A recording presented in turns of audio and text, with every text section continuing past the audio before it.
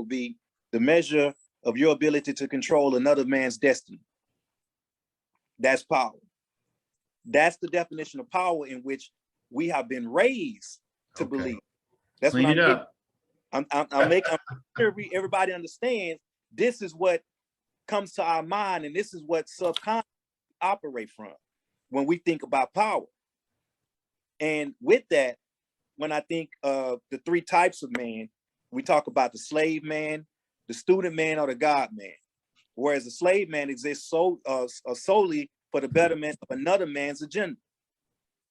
Period. And that kind of goes into what he's talking about in terms of some of the situation where we're completely codependent upon someone else's lifestyle in order for us to be able to put food on the table. But most of us kind of like fall under the student man, which is where we are searching for a better way. We know something is wrong and we want to make change. That don't necessarily mean we know the best way to go about it, but nonetheless, we want a better way within life. Whereas the God man is a person that is fully enveloped in the progressive culture and way of life and self-determination.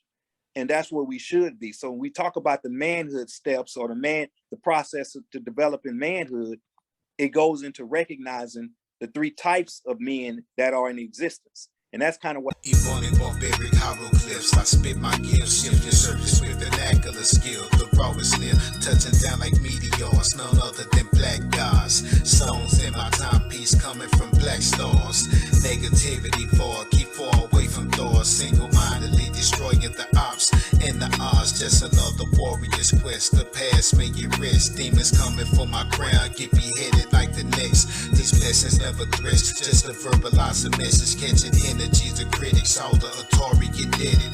Pray I stay alert on the field, be skillmatic in anything my enemies steal. Be dead actions, I proceed just like I lead beneath it. So many seasons when it's our time to align stars and spirits lead. Who could war with me, catastrophically or audibly? Given no choice by God's law, I'm Lucifer on streets.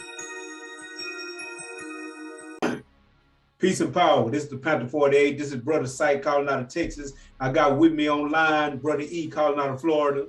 Yes, sir. President accounted for. And Brother Ward calling out of California. Our power to people. Today we're going to add on to previous discussions that we've already had. We've talked about woman's role in community development, and we talked about the family's role. Today we're going to talk about a man's role in community development, in his family, in the struggle, and essentially we're going to deal with the details of manhood itself. So we're going to get into that discussion and we're going to talk about that. I want to start first I want to start with this, and I kind of have a somewhat advantage over the brothers that's on with me today because I have an outline of what I think manhood is, and the brothers. And I say advantage only because I have something to build from or come from, and I think the brothers are going to be able to give us some greater details as well. But I'm gonna start first with this question, and I'm gonna start with this because I found this to be one that you would think that an adult male would already know the answer to, but that's not always necessarily true. When I did my time, I found that a lot of brothers that are considered adults didn't understand or even know what manhood was. And even my own son, after doing all that time that I did, my oldest son literally told me that he was in a conversation with a guy, and the guy told him, "You gotta act like a man." And, you know, my son said, he said, "No disrespect, Pops," because I was away from his life since he was 4. So he was like, "No disrespect." But I told him, I don't know what a man is. No one has ever told me what a man was. And he said that he told the guy, "Are you a man? And if you are, tell me what a man is." And you know, so I started this conversation. I'm gonna start it with this basic question. Let's define what a man is and what manhood is. And I'm gonna go on and throw this in Brother Ward's lap because Brother Ward is the one that loves to utilize the spectacular vernacular. He loves to be extremely verbose in his usage of the English lexicon. So I'm gonna pass to Brother Ward. Brother Ward, in your opinion, what is a man and what is the definition of manhood? Well, putting it briefly, a man, when we say a man, that would be a species, the masculine version of the male, of the human species, the male, the one that has the male sex organ or the specific sex organ. That's just a man, an adult version of our species that, I don't even know how any way to put this. But that's a male. Just a male. A male is a man. That ain't a man. That's different, brother. You crazy. Yeah, you ain't read Naeem Akbar Vision for Manhood? He ain't read shit. I have not read that.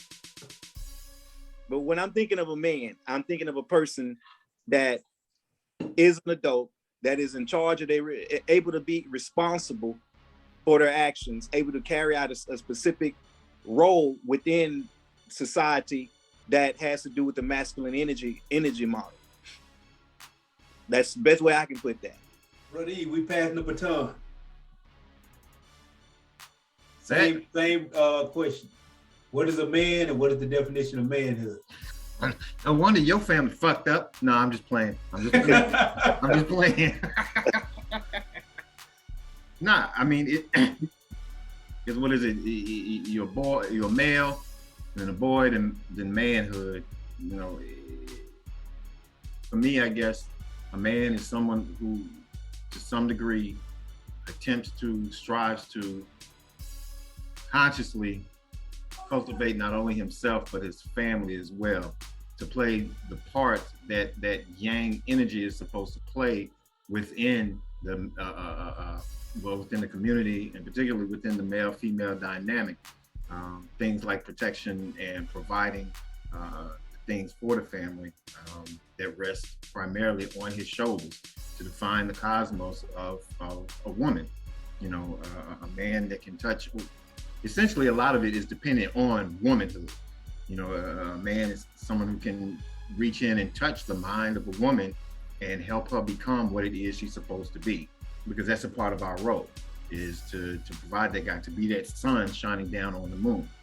And so, yeah, I mean, I guess that's the most fundamental terms, or the most concrete that I could put it. My ideas for manhood, like a lot of folks, I guess, came from TV, but I was aware of it enough to choose somebody. And I've said this before, James Evans Sr., the daddy on Good Times, was a father or manhood figure, role model type for me, because of his presence, and at least initially, early on. Later on, he died and all that. Damn, James, and all of that shit. But yeah, his character was very much that I'm gonna protect my family. I'm gonna break my back to provide for whatever I got to do in this world to attempt to provide this family. I'm always gonna come home to my family. I'm gonna be loyal to the family, to my woman, to all of those things. So to a large degree, that I guess in the mainstream world, in the popular world, regular people, for me, that would be manhood. That picture of James, that character is manhood in a sense. Let me have another crack real quick. Yeah, go ahead and try. Y'all stop me at man. So when I think manhood, the process of becoming, which what he is getting at, is the process of becoming a man. And it's before you get into any relationships, so to speak, with a woman, but it's the maturity, the process of maturity that you go through as a male to get to a man and become an adult. So like a rites of passage, that's what manhood should be. A progressive manhood, should I say, is a rites of passage that I think we all go through, regardless of whether it's a cultivating rite of passage or something that's destructive. The point being the process that you take in order to be an adult male that is in any position within the society. Well, adult male would be a man. Well, what manhood is the process. I'm saying the process of becoming adult manhood. Man. All right, wait, I'll keep moving. Let's got this. Well, I'm gonna take you back and say that that it can't begin before a relationship with a woman, because the relationship with the woman is the first relationship he had. So his relationship is going to be shaped by that no matter what. If his mother ain't even present, she gives him up, puts him on the street, whatever, and never touches him. Well, I think Ward's talking about in the romantic relationship with a woman. Right. I mean, before he reaches out there and decides to find a mate. That's what I'm getting at. Because we're talking manhood. So to me, we're talking before you go to the reproductive position of establishing your own family away from the family that raised you. That's what I'm talking about when I say that. I need you to use your words better. All right, for mine, I'm gonna kind of talk, because I just said I opened it up saying about what my son said about his understanding of man, of what a man was. So this is the definition I gave him.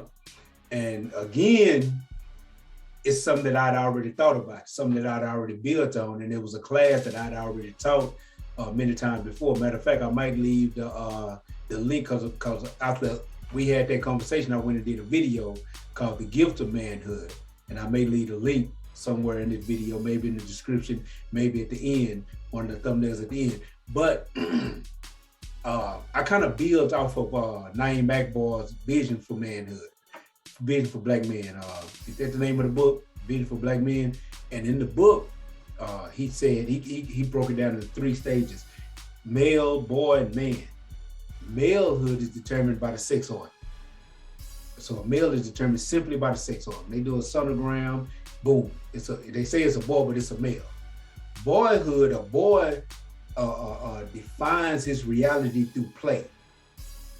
A boy he plays like he has a nation. He plays like he's fighting for a queen. He plays with toys. He plays games. He pretends and plays. And even if we take it to a higher level and we look at gang activity in the neighborhood and the community, many of the gangs they call nations, people's nations, folk nation, things like this. Even though these groups and these organizations are big in numbers, they actually own no real land, so they plan like they nations. But a man defines his reality based on what he builds. So in the book, that N.B.P.P essentially said that boys play games and men build. And men build anyway. And I'm gonna try not to be long-winded, but I'm gonna have to pull me a war on this one. Our usage of the term man comes from the Sanskrit, which literally means mind. So a man cannot exist in absence of a mind or of a functional mind working inside of the male body. There could be no manhood. And that kind of leads back to what he was talking about man having the ability to reach into a woman and help her become what she's meant to be. Because a man, one thing about a man or an adult male, not only can he go into a woman physically with his penis and plant a seed and then produce new life, but he's supposed to be able to go into a woman mentally with his conversation and the ideas that's in his mind and produce new thoughts inside the mind of that woman and start help her to develop to higher levels and higher stages of consciousness. But with my son, I told him that in my view, a man had 7 roles that he had to play in his lifetime. There are 7 basic roles that is expected of a man to play in his lifetime. Those 7 roles are as follows. He will play the role of a son. He will play the role of a friend. He will play the role of a brother. He will play the role of a husband. He will play the role of a father. He will play the role of a king. And he will play the role of God conscious. Those are his 7 roles in his lifetime. And if he fills those 7 roles, then he has actually elevated to man, from malehood to manhood. He is actually elevated. And I'm gonna try to make this real quick to try to present some parameters on what I mean. It's simple to know what it means to play the role of a son. Somebody gave birth to him. And that role, that responsibility of being a son takes many, many parts. Part of that is showing respect and reverence for the people that brought him into the world. You know, he may even take care of those people in their old age. The role of a friend, we understand the codes and the rules of respect that friendship is supposed to come with. but as the role of a friend, I should never covet my friend's wealth. I should never covet his wife. I should protect his back the way I protect my own. You know, the role of a brother. And to me, the basic role of a brother is to remind his siblings, his sister or his brother, to remind his siblings of the lessons that their father taught them, even when the father is not around. To me, that's the role. That's the major role that a brother is supposed to play to his siblings. The role of a husband is self-explanatory. It kind of leads back to what he was talking about being able to reach into a woman. But the etymology of the word husband, it basically means to be an economist. You know, the head of a household, the manager of the household. I said the role of a father. A father's job is to teach new human beings how to survive in the world and in this society. I said he plays the role of a king. I don't care if it's just you, your wife, and one child. At some point, somebody's going to turn to you and look for you to make a decision. Somebody's going to look at you and expect you to call the shot that's going to get them from one level to the next. And that's when you're supposed to wear your crown and play the role of a king. And I said the role of God conscious, whatever that may mean to the average person. To some, like to me, it means to manifest God in my own being. To some, they may be to live within the restrictions of a certain religion, whether that religion be Islam or Christianity or whatever it is, or whatever it means to that person to exercise their divinity. And those 7 roles, I think a boy completes his passage into true manhood. But that's just my, and that's a general breakdown. As I said, I made a video on it called The Gift of Manhood, and where I get into more detail. But to me, those are the things that define the man. And manhood is the state of actually living in that manhood, of living as a man. It's that state. Because the word hood literally means a state of, or being, is actually being in. So we're talking about being in that mindful state, of what being a man is all about. And you know, the thing that we have to understand in this society that we lost, and blacks didn't just lose it to slavery. The entire society were poisoned by this. But boys learn how to be men from other men. That's the way the whole thing was completely developed, evolved, and created. And there is actually no movement from boyhood to manhood without another man somewhere in the process guiding, mentoring, and teaching the boy the qualities of manhood. It doesn't exist. So when you remove productive and functional manhood from a community, from a family, from a society, then the boys cannot actually grow to be men in the way that they was meant to be. We look at the movie 300, and again, I know that the movie is historically incorrect in many ways, but if we look at the movie, you see there's a certain point where the young sporting boys was taken from their mothers and taken amongst the other men. And then they went through the processes of learning how to be sporting men. And this is required. This is extremely important. I saw this a lot when I was incarcerated. Again, I never had my father in my life. So what I took on, I kind of like what Brother E said about James Evans.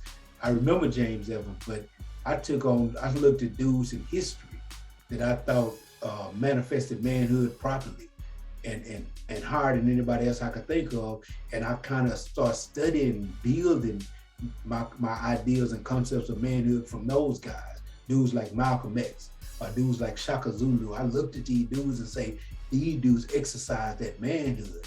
And so we have to kind of blueprint ourselves off another man in order to get to the stages of manhood that we should be at. But okay, I got a few more questions we can build into, unless one of y'all want to add to that in any way. I do want to just kind of get you to break, go into explaining then what is an adult male. So if it's possible, basically what you're saying, it is possible to be from a physical age to be grown, so to speak, or to be aged, but not an actual man. Yeah, without a doubt. Huh? Without a doubt. So what's an adult male? Because an adult male, and again, I take it back to prison. I seen so many of those in prison because prison has the ability to take. I seen dudes that they got locked up at 17, 18 years old. Now these dudes are 45, 50 years old, been gone all this time, and they think, they move, they operate, they motivated by, and they even have the vocabulary and the conversation of a 17-year-old boy. They still move and think in the same way, no new information, no real manhood to follow. So they're in the prison watching soap operas every day, playing dominoes every day, and masturbating all day. And their thought process is extremely limited. I remember this one brother right before I got out, and I'm not saying this to bash brother, why I ain't gonna say his name, but I remember this brother, man, this dude is too old, too big. I'm talking about working out, big old stocky dude, big old, you would look at this dude and be like, man, he looks like a man. But if you hear the dude talk, his conversation was so limited, and his thought process, the way he organized his thoughts and understood how the world worked was hell. One of your children was probably more developed than he is. And again, I'm not saying this to bash the brother, but being put in that situation at such an early age, and not all the brothers that got put in that situation at an early age went through that. Because some of them understood that if I don't study, if I don't read, if I don't develop myself, then I'm going to get stuck. Some of them understood that. But yeah, manhood doesn't just happen because you're aging, because your body is getting bigger, because you're getting taller. Manhood doesn't come from that. Manhood happens, I truly believe, when you learn the information needed to fulfill your 7 roles that you're expected to play in your lifetime as a man. Once you learn how to fulfill, and again, in the Gift of Manhood, I believe that a man has 5 drives. He has 2 tools that he was born with to help him fulfill those drives.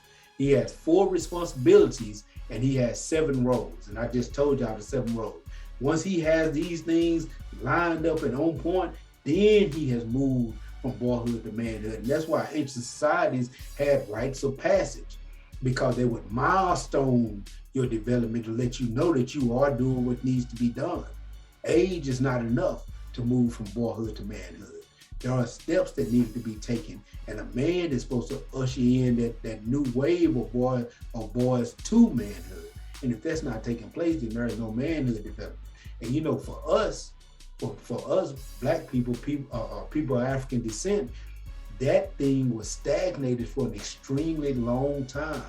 And then we went back to the process of trying to rebuild what manhood meant, to the point that if you look at the civil rights marches, you saw people with signs saying, I am a man.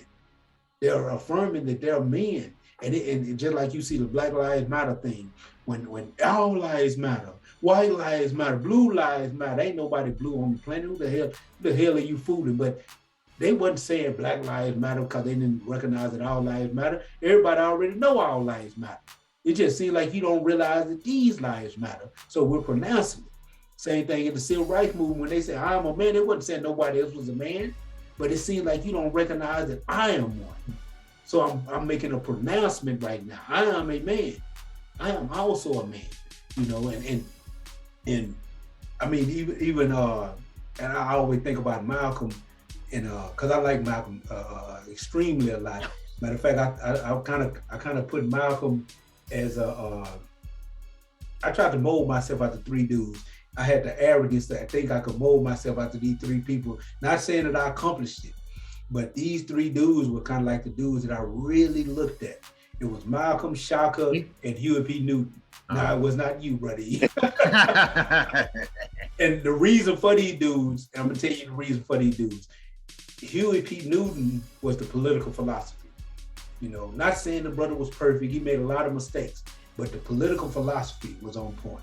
Malcolm, in his level of discipline and his behavior and the way he knew way he could articulate his ideas, and Shaka in his warrior spirit.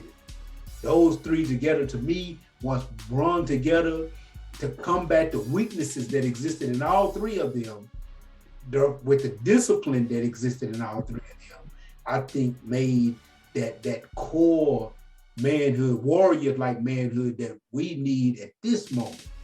I think it made that to me, in my opinion. Got you. E, you ain't got nothing? I'm gonna move to the next idea we're gonna build on. Nah, I'm Okay. got nothing to add to that. We build on manhood. Then the question would be, is there a problem with the current state of manhood in America in general and the Black community in particular? Go ahead, boy. Yeah, I'm gonna say, especially if you just take in how I stumbled on starting up discussing manhood. Mm-hmm. Yeah, I would say that there's a current problem, because if what we get with, especially, let's just talk about us as Black people and Black men. The thing is if we're all over the map in terms of identifying a path to reach a certain level of growth within ourselves as men. So with that adds another layer of confusion on top of the fact that we suffer with identity, we suffer with culture, we suffer with work, we suffer with progressive examples in the community, and we suffer with just the idea of what it means to even build or what is defined as a community. So as we grow up from boys to develop into adult males and then get into manhood, however you want to deal with that, the bottom line is there's not enough continuity in terms of our thought processing.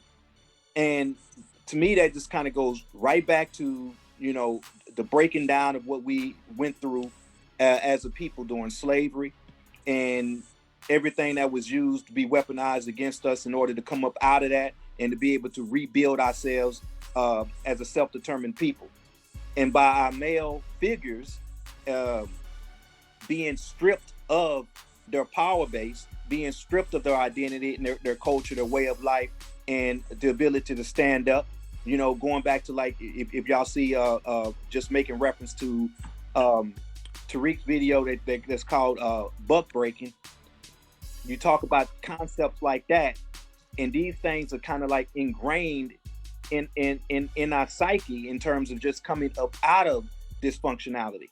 So I would definitely say that there is a major hurdle that's going on and taking place. And so we need to go back to the point of having a standardization or roles that can be learned collectively for adult men adult males to be able to become men properly and pass that same tradition on to their children, so that the cycle can be broken. Because what we're finding out oftentimes, I would say, typically in our communities, the men that are raising children do a better job by the time they're grandparents. They are able to sit back and recognize the mistakes they made when they was attempting to raise their child. And now as a grandparent, I'm able to identify the problems I made when I was a father. So it's those kind of dynamics that are going on. And I think from that standpoint, it even goes back into reconnecting the generations together. So I definitely believe we have a major issue. And I think that is at the root of even stepping outside of the family into the community. I got another question to kind of add to that based on what you just said, War, and any of y'all can get on it. So what created that issue in this society? Because I want to say, I'm not going to give an answer to that. I just want to add more to the context of it, because we see it deep in the Black community. But I think we can look at the overall American society in general and see an issue in manhood all the way across the board, Well, the fact of the matter is, we'll never be men as we define manhood at one point in time within this system. White men are the standard. White men are able to do what men are supposed to do. We're able to do some of that at their behest. As long as they, to put it to the most extreme, as long as they don't decide to come and bust in our house with 4 or 5 cars full of their homies, the pigs, and force us to do whatever they want us to do in front of our women, then as long as that's in place, we have no area that we can express that one of those fundamentals, which is to protect, you know, and whether we're employees or entrepreneurs, we still do that at their behest because the laws are written even for entrepreneurs by that same system. So our ability to earn a check is defined by somebody else. Whereas one point in time, manhood meant in part, you're able to go out and build a house. I've spoken with a sister from Kenya, and all the boys in her household, when they reached a certain age, essentially, I guess to put it in our terms, they were put out, they had to go build a house. The girls could stay at the house until they married, or at their parents' house until they married or whatnot, but the boys at a certain age had to go build a house. This whole idea of a dowry, people like to laugh and poke fun at, you know, saying that, you know, some African guy bought his wife with a bunch of cows. Well, we need to understand that when contextually, when that happened, what the dude who was buying his wife was doing was showing the family of that woman that he could provide for her and for their children. So it wasn't purchasing, it was proving oneself to the family. We are not able to do those types of things within the society. And yeah, this society as a greater whole is fucked up because the white man is the definition of manhood. And their definition of manhood is so counter to pretty much everybody else on the face of the planet that everybody who's not a white male has a problem functioning under it. You know, when you have to have the conversation of what is a man between people who are 50 years old, 40 and 35, whatever it is, at this point in life, these things were known and understood at one point in time. But there is no definition, there is no coming of age process, there is no, what is it called? I forgot, it's been so many years. Rites of passage. There is no formalized, productive, healthy rites of passage for boys to become a man in this society. So you get 12-year-olds saying they're men, whether they're white, black, or whatever it is. You get females saying, you know, I have to be the mother and the father in the home. Or, you know, women thinking that they can raise a boy to be a man. So no one in this society has any idea of what manhood is because it's not something that's discussed. You know, I got white family. I spent a lot of time around white family. Nobody brought that shit up. So it ain't just our community. Nobody talk about that shit. Maybe some of these folks that are getting off the boat and coming here, like first generation, they may have discussions about it in their homes because they're bringing that with them. But nobody who's been here and who's come up in this shit sits back and talks about this shit. You know, I probably the, what do they call each other now? Latinx or Latinos or whatever the fuck they call themselves. Probably come, from what I'm aware, socially come the closest because of the cultural cohesiveness that they still typically have within their communities. You still have uncles and fathers and grandfathers and whatnot who are a part of that child's life, and it may not be completely stated, but you still have those types of conversations, that types of definition going on. You know, things like in Mexico, I don't know if they do it in the others, but in Mexico for girls, they have quinceañeras, which is a coming of, like a sweet 16. It's a coming of age for a little girl coming out to the world. The father presents the world, this is my daughter, she's now a woman, blah, blah, blah, and all of that. We don't have that, you know, and white folks don't have that. You know, this mainstream culture does not have that. And I think, I don't want to say it's intentional, but it's definitely characteristic of them. You know, white folk are stupid. I'm sorry. They don't have it in them to sit down and really learn. And you know, I've heard stories or axioms and whatnot where the elders way back, the ancestors, when white folks would come around and would want to learn about the, you know, how do you know so much about the stars and the movement of the star that only comes through once every 2,000 years? You know, and that's because we could sit still and observe the world. And our elders would tell, our ancestors would tell them, y'all can't sit still long enough. Y'all constantly trying to do something, trying to manipulate, trying to grow, trying to overtake. this consciousness of you've only got 20 or 30 years on this planet, so you got to get everything, you got to get yours right away, where our whole concept of life was totally different. So we didn't have a problem sitting back and waiting generationally to plot the movement of stars, to watch how plants grew and animals acted over 30, 40, 50, 60, 200 years or whatever it took to understand that. In this society, that's a huge part of what's missing. We are not consciously cultivated we're not consciously, there is no conscious decision in this society to cultivate those characteristics that are indicative of a man being a man and not a boy. In other words, like I said, don't nobody talk about the shit. It's not in the schools, it's not anywhere. So you just have everybody, and that's their individuality. Everybody has their own opinion about what a man is. So everybody goes in their own fucking direction, and you can't have cohesiveness in that sense. And that's why, for me, I say, and I continue to say, ain't gonna happen.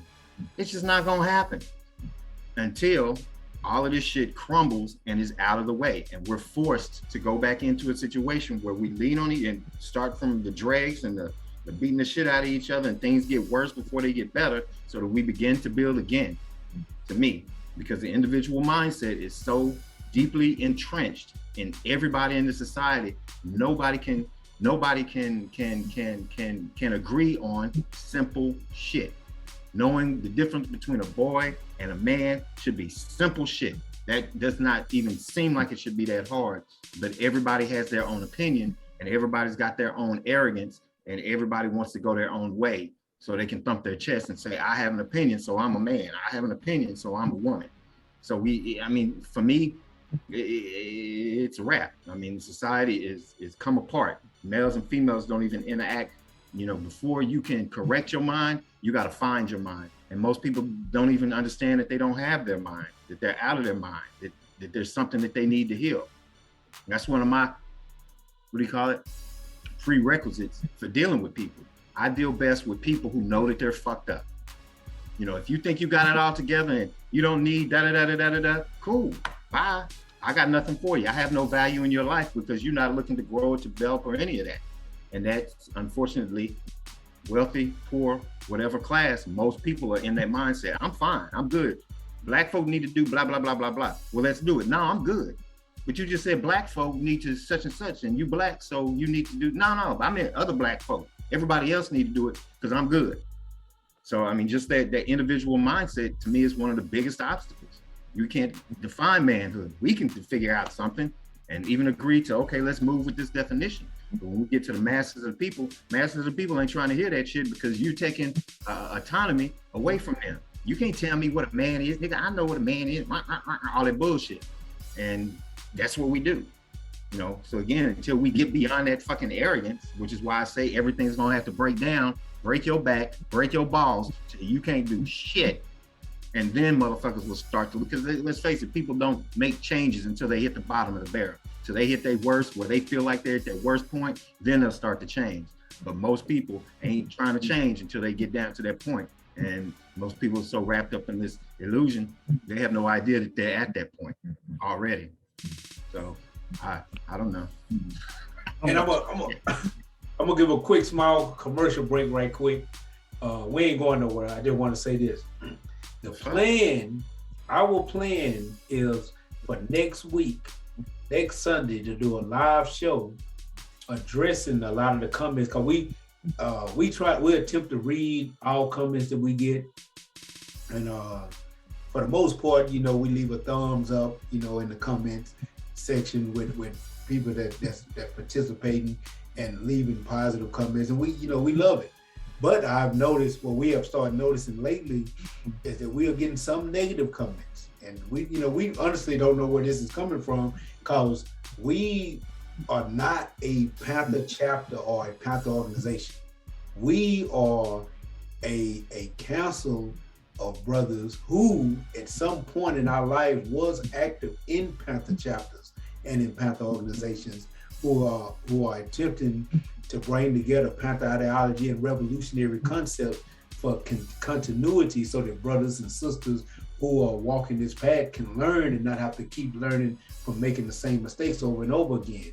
We are not taking any sides or any particular groups or any of that. You know, we have invited anybody that has something positive to say and that has physically participated in building this Panther history on our show to talk and dialogue and build. But we are getting a lot of negative comments that you know, it kind of shocks us. A lot of it coming from white people.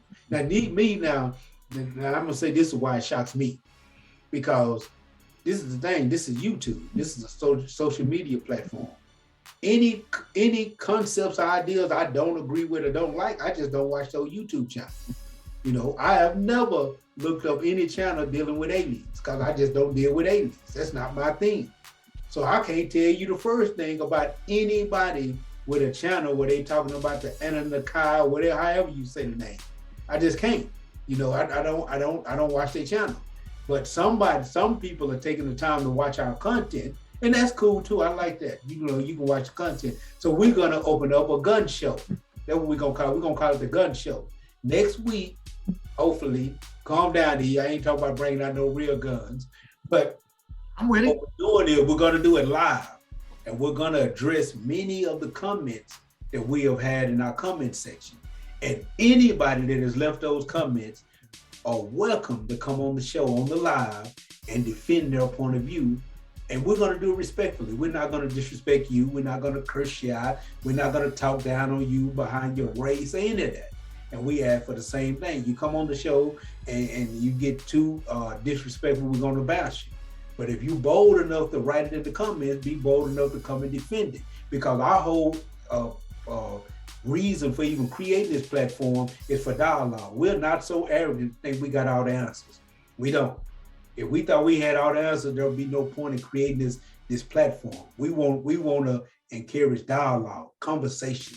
You know, and we believe that you learn through conversation.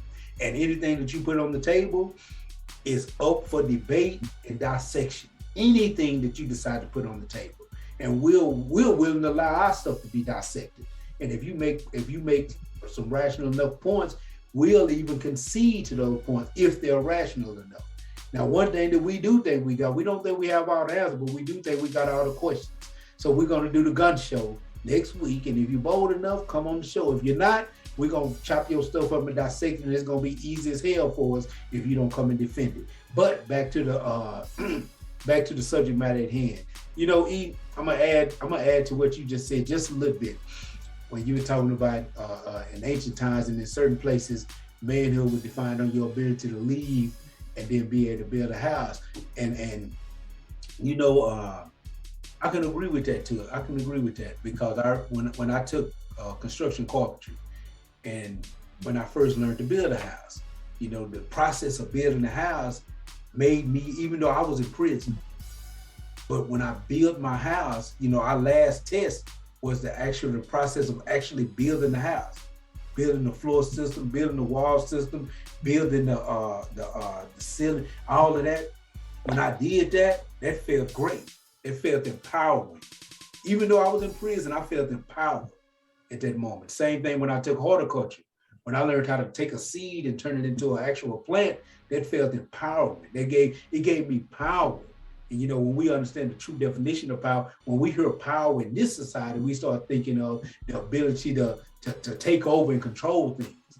But real power, the true definition of power, is the ability to bring about a result. That's the definition of power. And so that felt empowering because I had learned information that gave me the ability to bring about a result, to take wood and turn it into a house, to take a seed and turn it into a plant. You know, that was empowering. You know, that those are some of the things that men can do. And I truly believe that manhood has intentionally been led astray in this society. Not just for Black people, but one of the things that we have to understand is that when you look at ancient times, you had civilization, you had empires, you had civilization, you had dynasties, and sometimes these things would fall, or all the time they would fall. At some point, they would fall because somebody got ambitious, or some group of people got ambitious and decided the way that they wanted to govern would be better. are more productive for the people. And at some point, a Genghis Khan came up. At some point, a Julius Caesar came into being. At some point, a Shaka Zulu came into being. And these people would come into being and they would disrupt the status quo.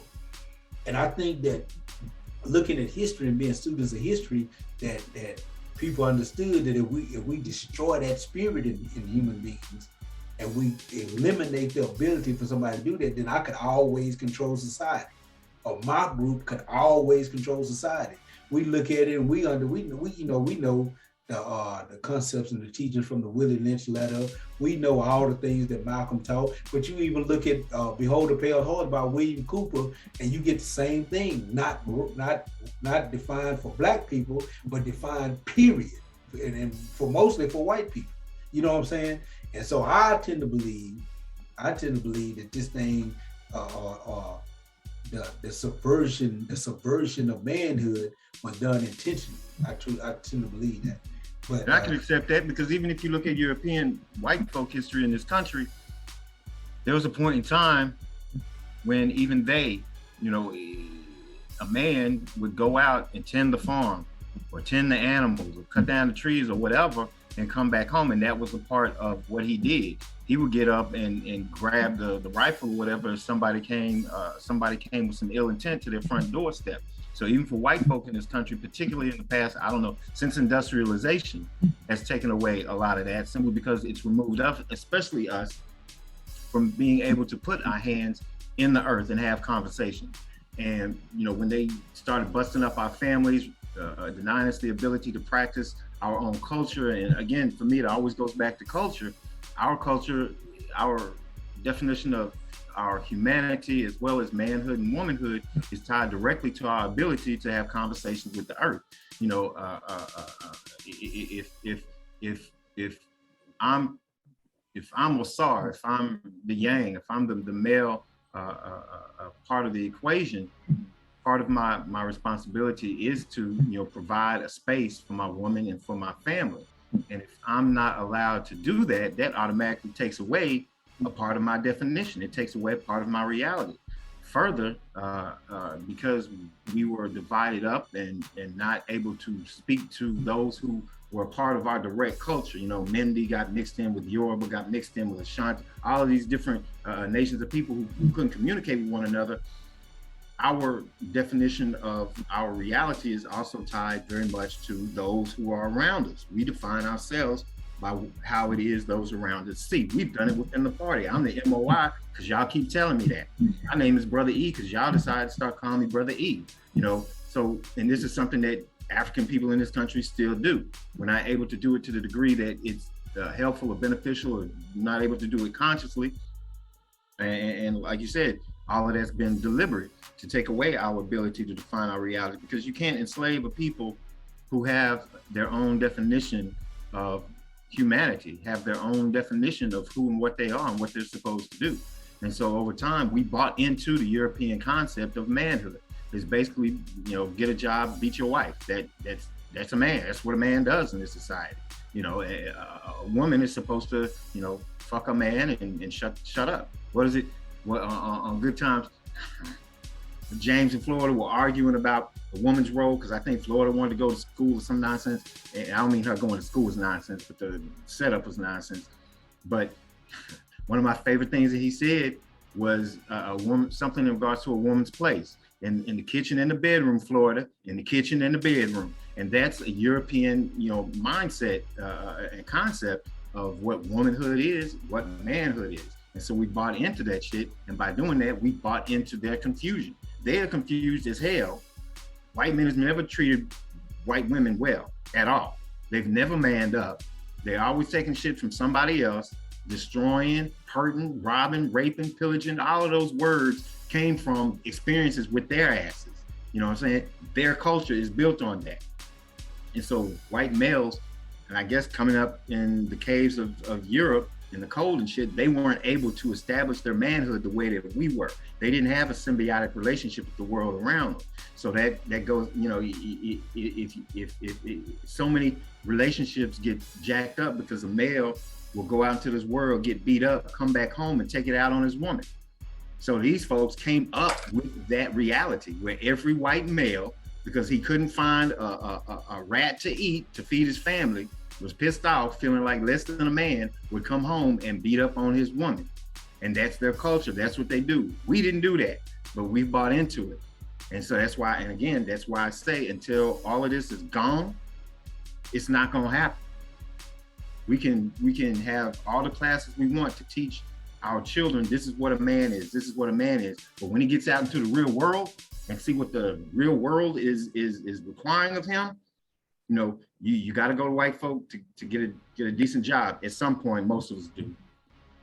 White folk define what money is. Is it worth this or is it worth that? Price of gas, ain't no black folk deciding that shit. The price of meat and milk, what's on the store shelves, ain't no brothers and sisters, we ain't deciding that shit. That's their shit defining that shit. So as a man, I can't even feed my family because I don't make enough. I can't get a house because I got to go to white folks who have redlined most of the neighborhoods where I might be able to afford something with this pissy ass job that I got from these other white folks. So these white folks won't give me a loan for a decent house so that I can get my family what they need. So again, my manhood is gone. So we get pissed off and bring it home, and now we fighting what I wanted.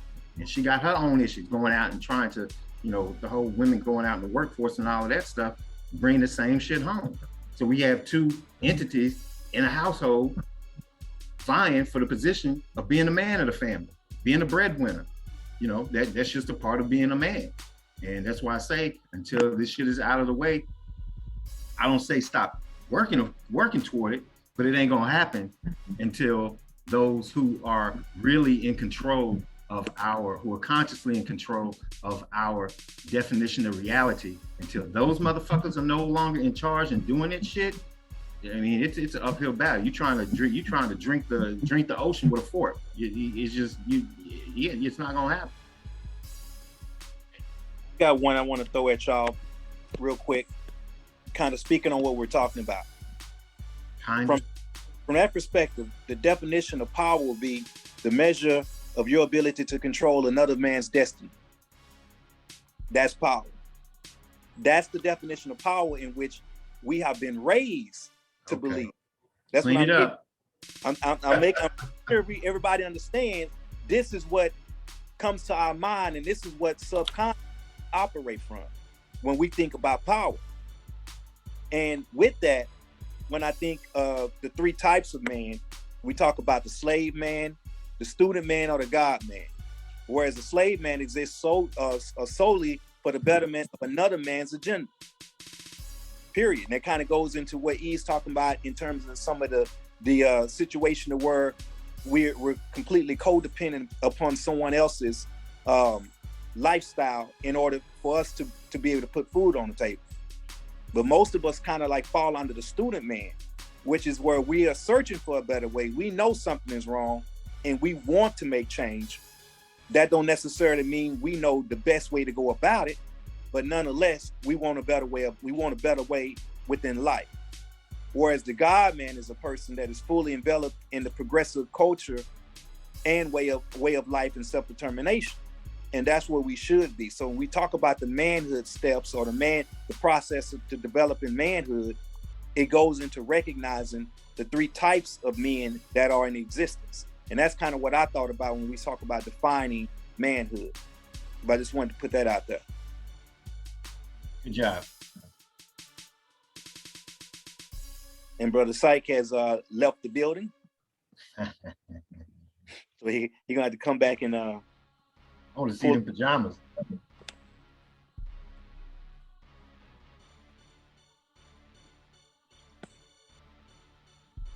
So E, real quick, as you was kind of talking about what it's going to take basically for us to get back to a position of being able to define our role or be operating from a position of real men, explain, because this is where I get into a conflict with that, is that how do we remove ourselves from the element of one master, knowing that we're on the world stage. There's always this image, and that's why I gave that definition of power. There's always this image that is attempting to take over that position. So in other words, it's not, I don't see it as just being the European. The European is as being the main dominant force that has existed in our society, especially here in the United States. But if we go on the continent of Africa right now, you see it predominantly being taken over by the Chinese and the Arab. So from that standpoint, or like right now with what's going on within Russia. So if we talk about eradicating the European from one aspect of our lives so that we can take control, who's to say another ethnic group is not going to step in and try to make us the slave? How do we fully isolate ourselves as Africans from an outside force? Because there's always outside forces attempting to come in and control. That's why I gave that definition of power.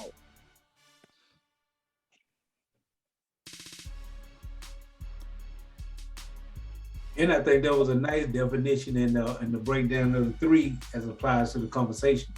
Go ahead, E. I didn't want to say that. Make no doubt. Feel good. And that's why I say, I'm not saying that we shouldn't go through the process, make the effort, continue to carry what it is we need to carry forward. But when I say get rid of these folks, okay, Russia's easy. Russia's white folks too. But the reality of it is, what I'm really saying is anybody who ain't African, number one. Number two, it's not just white folks that are in control of the system, pulling the switches and operating behind the scenes and all of that. It's also white folks that are in our mind, the white folk that we've accepted into our own selves. Until that remote control, automatic, systematic, remote control, white presence in our own thinking is controlled, dominated, and eradicated, we're not going to be back at that point. There's going to be some point where an entire generation of African people have to go away because we've just been too fully indoctrinated with the bullshit, and we'll never get the nigga out of us. In order to make way, what Malcolm talked about, the picture of the kid putting a bullet in the Uncle Tom Chinese head, getting rid of that generation that have bought into the system.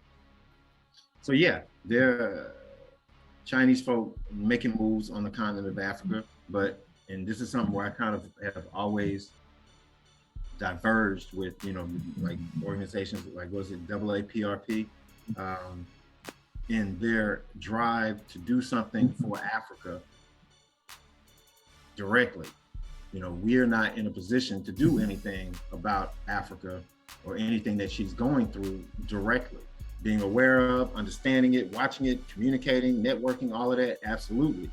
But as far as our day-to-day, our struggle is with the Africans that are right here that are being oppressed by this particular part of the system and how we have to address it.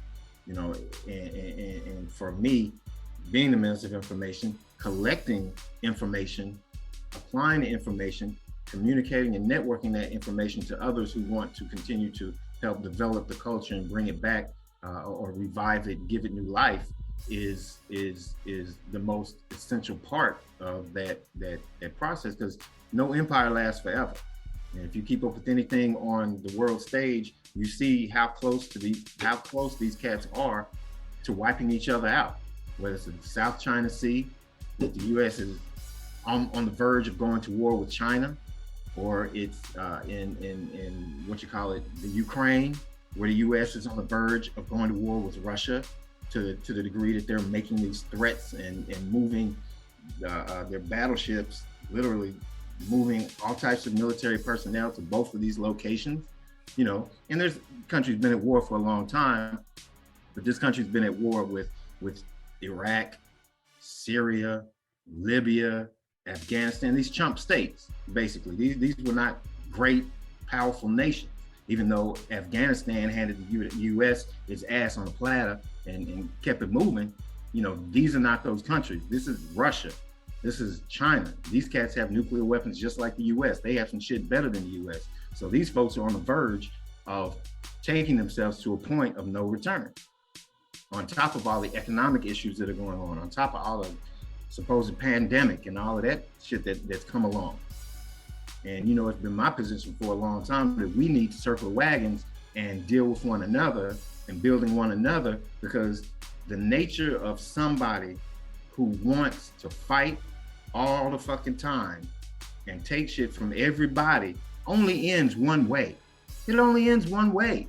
They're not gonna have oh, we shouldn't do this anymore, y'all. This is bad. That's not gonna happen. The only way that shit plays out is if they kill each other or they weaken each other to a point that they're irrelevant. So for me, for us, in my opinion, things like, again, OBU, organizations like that have circled the wagon and built something so that as that grip begins to crumble, as that grip begins to, you can't fight multiple fronts well, and you can't fight multiple fronts forever. And you can't fight multiple fronts against enemies that are equally and in some ways stronger than you are. So this system, this country is coming to a point where it's not going to be able to maintain the social structure here. And that's already being shown out. We're seeing that, because in the 60s, it was mostly us yelling and screaming in the streets. Now you got white folks, white truckers that are blocking off, in entire cities in Canada of all places. Shutting the city down to the point that the government doesn't know what to do with them. White folks in this country, going apeshit crazy. So it's not, back then, we were the ones in the streets being orchestrated and puppeteered and whatnot by the overlords. But this, it's different when white folk get pissed off. When white folk get pissed off, you get shit like the Civil War. That's the type of shit you get. You don't get us marching and singing, "We shall overcome." You get people getting bloody in the street and actual fighting going on. So as this continues to happen, for me, our best approach is to continue to gather the information, learn and embody the information. And that's one of the issues I have now, is a lot of the stuff when y'all ask about, facts and figures from, I don't know, Africa or Egypt or wherever, I've forgotten a lot of that because I've ingested and applied so much of it to just my character, how I act, and how, the art in my house, the way I deal with people, the information that I collect, all of that type of stuff is for me, because I've read it so much for so long and said it for so much for so long, that it's a part of my nature and what it is I do at this point. And I think that we as collectives, as people, have to get to that point where we have that type of dynamic amongst us so that we're defining one another. There are certain things that I hold myself accountable to, because I know Warren Sight gonna look at me like, what the fuck are you doing, man? What's wrong with you? Why would you do that shit? And I've done that consciously. I don't know if did I tell y'all that? I'm a pleaser. Like my nature, those people who go along to get along, try to keep the peace, keep everything quiet, go out of your way to please people. That's me by my nature. My mother is like that. Where the hell that come from? You must have made that up. Yeah, no, for real. Against that? No, that's truly me. And I look back and I know I got it from my mother, because she's like that to a hyper degree. She'll go bankrupt and crazy to make sure that it's okay, don't worry about it. She's laying bloody in the street. It's okay, don't worry. Go ahead and get some soup and take it to the house. I'll drag myself to the house from under this 18-wheeler. I'll be okay. That type of shit. But I consciously surrounded myself with certain people who I knew that by playing into that would benefit me.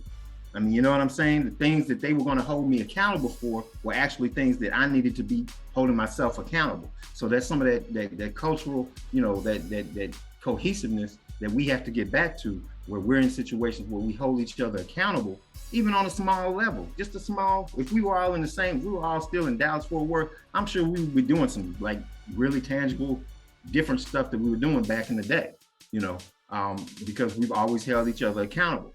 The masses of the people don't do that. And so we have to grab that information and begin cultivating a mindset that is outside of what it is we've been scripted and indoctrinated with, so that we hold each other accountable, but accountable to the right things. Manhood is this. Let's agree on some fundamentals. And we, naughty, we worked on that back in the day. We were young and didn't know how to implement and all of that, but that's the type of shit we were working on. And that's what to me, that's what has to happen. You don't have shit without that. We have to redefine manhood and womanhood for us. The way we redefine manhood and womanhood for us is to reconnect the community so that the community on our terms can redefine manhood and womanhood, because we can't do it as individuals. We have to do it as a community. So we have to start healing that, getting that information back and holding ourselves accountable to that information, you know, not to our jobs, not to paying the bills, but to that ideal. You know, we talk about the people being an ideal. We have to hold each other accountable to that idea. This is what we want to be. So I need you to act like we're moving in that direction and hold ourselves accountable to that. But again, that's going to come down to individuals who find it within themselves to give up their individuality, because that's another part of the process, is you're not a fucking individual. That's very lazy shit. And that's why we can't communicate with them, because we see things even at this state as a collective. Yeah, you didn't buy and sell black folk back in the day, but you benefited from it. So that's pretty much the same thing as far as we're concerned. For them, that's it. I didn't do it, so I'm out the picture. They say that all the time. I didn't buy and sell anybody, so it ain't me. That's not our mindset. That's not how we work.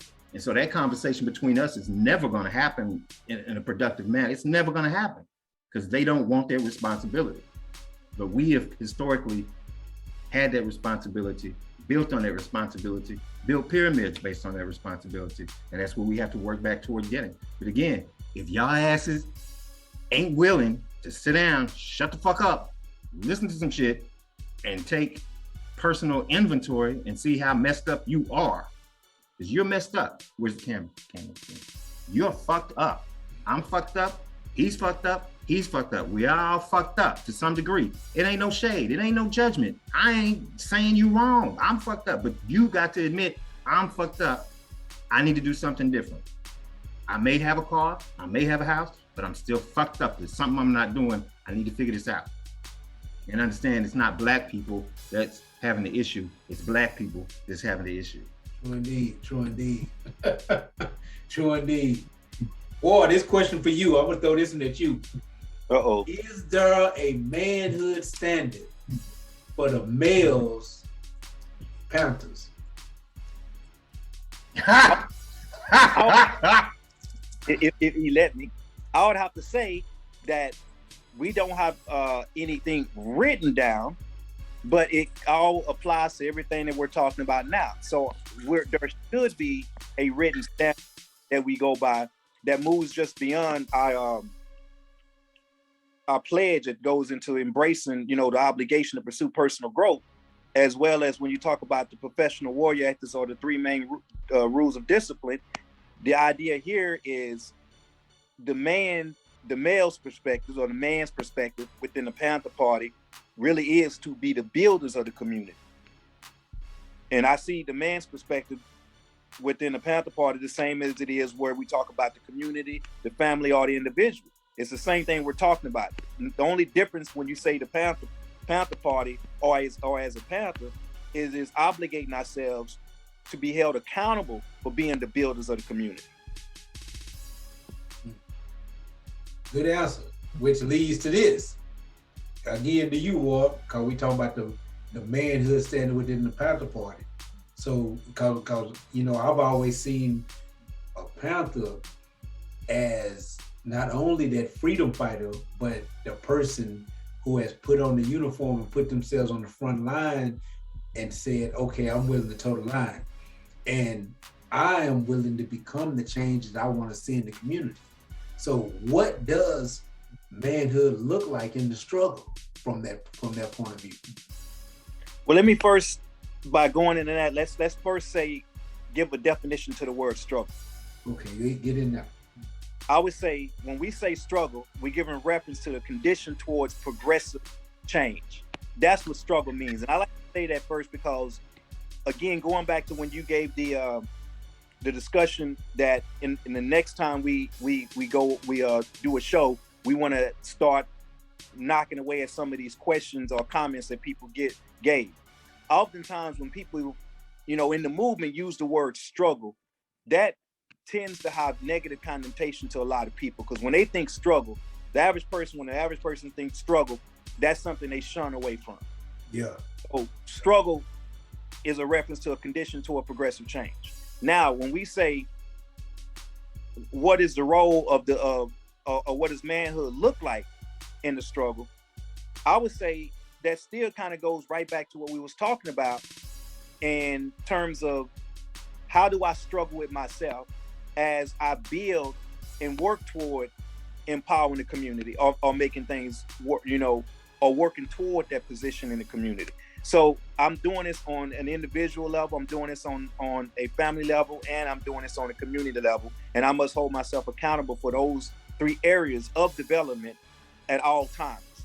So to me, when you say manhood in the struggle, it just goes back to the inner battle that we must have, like E ended with earlier. That was fantastic, on looking at ourselves, looking at how we allowed ourselves to be conditioned, and coming up out of that pre-definition of what power has become in terms of its meaning, and redefine that to codify it to mean what it should mean for African people here, specifically in the United States, as we struggle to regain our identity and our place in society, and build upon a legacy of our people so that we can empower our communities.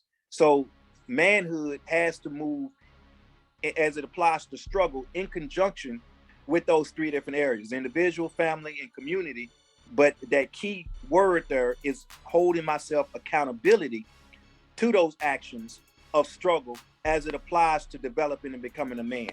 And I would like to even go further and say that when we talk about stages of manhood, after we move past the position that I spoke on earlier, where you're talking about the slave man and the student man, but getting to the God man, we're talking about a position of where we are constantly evolving throughout the age of being within manhood.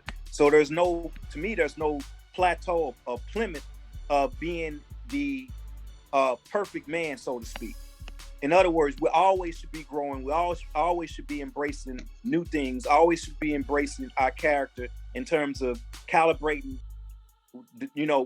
ourselves, be able to put our best foot forward in terms of everything that we do. And to me, that even kind of goes back to the people that you associate yourself with, and making sure you're dealing with progressive action and a progressive environment. And if you're not dealing with a progressive environment, the point is that you're going out into that environment to make it progressive. But you can't associate yourself from the level of what you call to be comfort with negative, backwards thinking, slave mentality, just environments. And to me is, when I think of the word struggle, is what I call struggle. When you are around and influenced by nothing but slave-minded people, that to me is a struggle. I don't consider doing the work of a Panther as struggle. I consider maintaining a position of not being a grower, what I call Negroes or no growers. I consider that to be a real struggle. So to me, the struggle of working toward empowerment is way more beneficial, way more easier, and way more where I would love to be than that of somebody that is going to operate like the slave. You reminded me of something. I remember when we were teaching the Hulu Ukulele classes. One of the things I used to always say was sacrifice. I used to use that a lot because I'm big on sacrifice and discipline. And I remember a brother told me, he said, brother, you should stop using the word sacrifice and start using the word investment. We talk about the same exact things, but instead of telling them they have to lose something, tell them that they invested into something. If I say you got to sacrifice all the TV watching to start doing more working out and studying, tell them they have to invest more working out and studying into becoming a better person, instead of they have to sacrifice this, that, or the other. And that those words, have extraordinary power. They have magnificent power. I like that, brother. And I'm gonna ask this one, and I guess this go to both of y'all, because either been married and Brother War is married, and both of y'all have been married about 4 or 5 times. So this is pretty much y'all area. So I want to ask this: does a man have a responsibility to be faithful to one woman? I gotta ask that question. In this society, I have to ask that question. Because we have women in the Panther Party. We have homes being broke up by infidelity. So let's talk about that. Does a man, when we talk about this manhood and developing to the high stages of manhood, from the slave to the student to the God aspect of manhood, does that man who's constantly striving for excellence in manhood have a responsibility to be faithful to the woman that he chose to put on his side? Okay, let me start this one off. Yeah, boy. In the course of that relationship, if a man and a woman enters into a relationship with the principles being, we are only in this, it's just me and it's just you, and that's how our relationship builds, then yes, obviously he should have that responsibility. But again, let's just look at this from the standpoint of various backgrounds, religious beliefs, and so forth. There are people in the party, or there are people, I would just say in general, that have multiple women from the standpoint of all being within the same household, because that to me goes into how we should define it. We're talking about a specific household. I don't say that there's nothing that is a contradiction if this is all within the same household. You have two women, or just say you got a woman who has two men, because I've seen that going down. So the point I'm getting at is, if that's how they define a household and it creates a balance and a harmony within that household, then that's the way it goes. But now, obviously, if we or an individual commits to that idea of one-on-one and then goes astray to that, now there's a problem. And I would be the first to say that I fell victim to that, and so have a lot of people. This goes back to some of this dysfunctionality and dysfunctional behavior that we have to work out of ourselves. So we have to be strong enough to hold ourselves accountable and to address these type of things in the community. Because as whatever I'm dealing with within my household serves as the example that the community is going to see. So if they see cats operating, with infidelity, they see that. Oftentimes you got people within the community that may not never step foot and actually confront you face to face as a Panther, but they know how you operate. They seen you get down in the community. They seen what you do when your beret is not on. So from that standpoint, it serves as a negative look on our overall operation if our goal is to build a family structure and we doing things within our family to destroy that.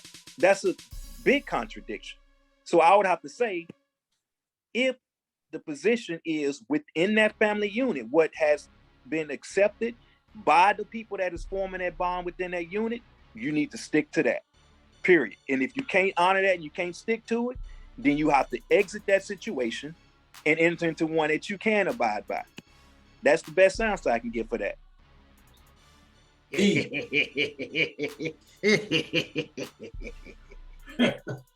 I would pretty much agree what was said. And I know this comes up because it's the one thing kind of sort of get right about Africa, is that in a lot of traditional societies, cultures, ours, polygamy was a thing. A man with multiple wives or concubines, whatever you want to call it, was a thing. I myself have never done it. Back in the day, I was a hoe. So I did the whole thing. But part of being a man, and that's why I guess part of why subconsciously it took me, 30, 40 years before I would accept the title of man. But part of being a man is keeping your word, is honoring your commitments. I think Scarface said it best. All I have in this world is my word and my balls, and I don't break them for nobody. Not even the fly chick down the street. Not gonna happen. If a man and a woman have agreed to have this one-on-one and that's it, then he needs to honor that just as she needs to honor that. That's what that is. If they have a situation where there are multiple moons orbiting this particular sun, multiple women around this sun, then, and if it's productive and healthy, then that's something that if they've worked it out, cool. Again, it's something that's not foreign to us. It's foreign to us now. And this is the funny thing. Let me throw this in. I have heard so many times women talking about men feel like they own them or they're possessive. You know what I'm saying? That bullshit. But when you step back and look at it, that's the exact same thing that women in this society want. I don't share. This is my man. All of it. So they want to possess, but not be possessed. So, side note. But anyway, yes, having polygamous relationships is not something that's foreign to us, if for no other reason than the population numbers. You know, there's always more women than men. You know, and if there's if a man is in a home and he's providing for his family, and then dude down the street dies, and his woman is left with their kids, what is she supposed to do? You know, there's the option of her becoming a second wife for him, and him, if he's able to, providing for her and her family as well, taking them in, whatever the situation is, or just the fact that there are 30 women. All the men are married off, and in this generation, there are 30 women sitting over here with no family. They can't make babies. They can't, have a son. They can't do anything. So that also opens up avenues for that type of addressing that particular type of issue. I don't have a problem with it. I've never done it. I'm not opposed to it. And let me throw this in as a side note to it. Sisters, whenever I've heard this conversation, I've never tried to convince anybody to do it, but it's a conversation that I used to like to kind of have, just because I used to like to see sisters squirm and get pissed off and whatnot. But if it seems to me that brothers are not the only ones who have sex on their mind all the time. See, sisters are betraying themselves, because one of the first things that pops out their mouth is, if a man had two women, something to the degree, they'll say something to the degree of, that's more ass for him. He get to have all the fun, thinking of it on sexual terms.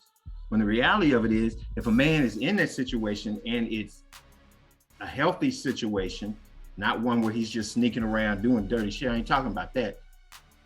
The reality of it is, that's a whole lot of weight on his shoulders to have to balance the emotional state of multiple women. That's not an easy thing. I've worked with a bunch of women at one time. I was surrounded by women, and the cattiness is off the charts. And that was with no emotions involved. That was with no relationship involved, no sex going on. That's just being at work.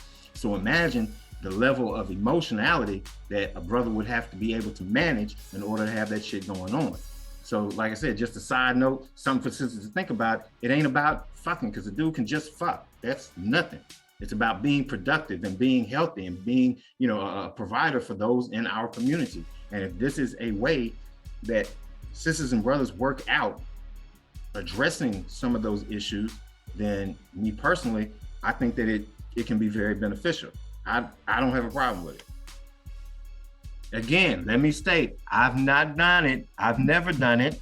So don't think I'm trying to come up with an excuse for some shit I done did, okay? So just stop. Don't put that in the comments. I don't want to hear it.